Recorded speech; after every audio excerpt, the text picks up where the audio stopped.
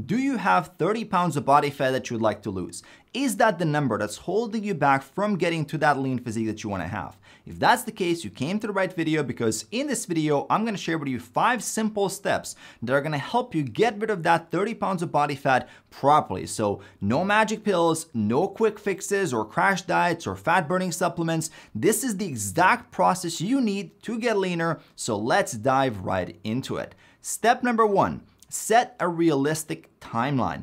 Having no deadline for your fat loss goals usually means more procrastination, more delays, more excuses, and more dabbling around. Now, this doesn't mean that you should go and try to set an aggressive goal of trying to lose 30 pounds in 2 months, but what it does mean is that you need to mentally commit to a timeline that's clear and sustainable. My suggestion for losing 30 pounds of body fat is to take 26 to 30 weeks to do so. Now, before you run down to the comment section and start writing, Mario, this sounds too slow. I know this guy's lost 20 pounds in 5 weeks and he looks great.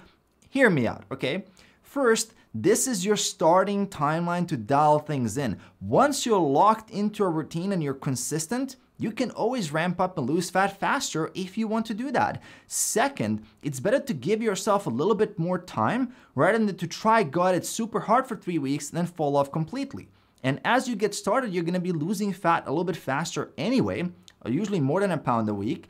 But then as you approach that 12 to 15% body fat, things will naturally slow down. And by committing enough time for this whole process, you're giving yourself enough room to handle the inevitable roadblocks that are going to come. A couple of slip-ups here or there, a few slower weeks, maybe a vacation or a diet break, or you could have underestimated how much body fat you had to begin with. A lot of people start off the journey, they think they need to get rid of 30 pounds to get to that lean physique, but then they realize they need another 10 or even 15 pounds. That is completely normal and happens all the time. So as you get started, set that realistic timeline, but also be open to the idea that it may take you longer than expected.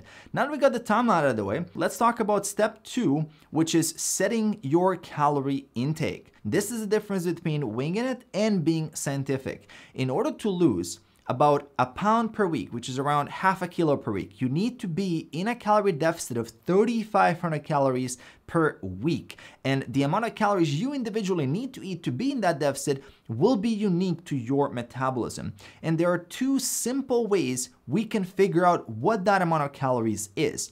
First, if you know that you've been at a certain weight for a while now, the weight isn't moving that much, well, that means that the current amount of calories you are consuming is putting you at a calorie maintenance. So all you really need to do is log your food for a week. So write down absolutely everything you eat in an app like MyFitnessPal, and then that will tell you the number of maintenance calories. And from there, you just have to cut 500 to 600 calories per day, and you're gonna be in a deficit. Now, the second way you can do this is to take your target body weight in pounds and multiply that with 12.5.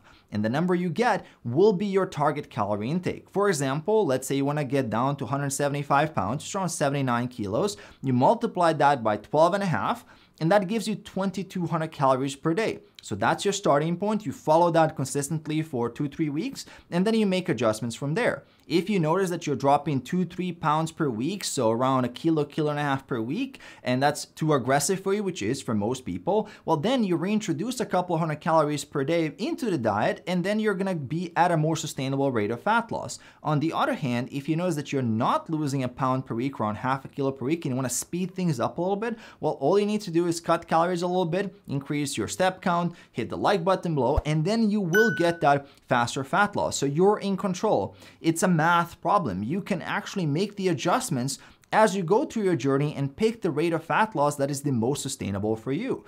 Now, step number 3, identify why you gained the 30 pounds of body fat in the first place. If you don't do this, you're risking repeating the same exact mistakes. Did you suddenly start eating a lot more fast food and convenience food, ordering in because work got busy? Well, consider meal prepping, consider hiring a meal prep service. Did you suddenly get a lot more sedentary in your lifestyle? Well, consider adding more walking, maybe doing more activities on the weekends.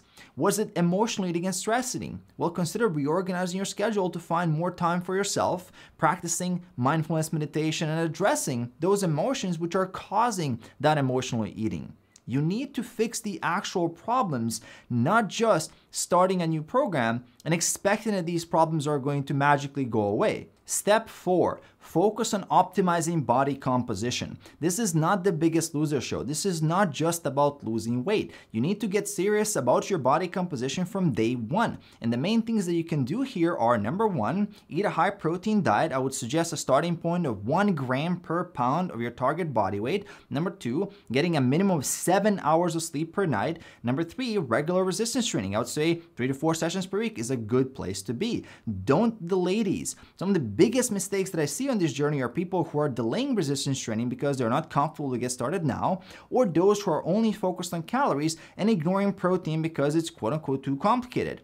If you do this, you're going to lose less body fat and more muscle and have worse body composition through your journey. And if you want to have that lean and athletic physique, well, that's not just about losing weight. Yes, you want to get to your ideal body weight, but you also want to have more lean muscle there and be at a lower body fat percentage. And to accomplish that, you need to optimize your approach to improve your body composition. Step number 5, mentally prepare for the ride. The best diet and the best training program are the one that you're going to keep doing. Your success is not measured by 1 day or 1 week or 1 month. It's about establishing a routine that you can sustain long term.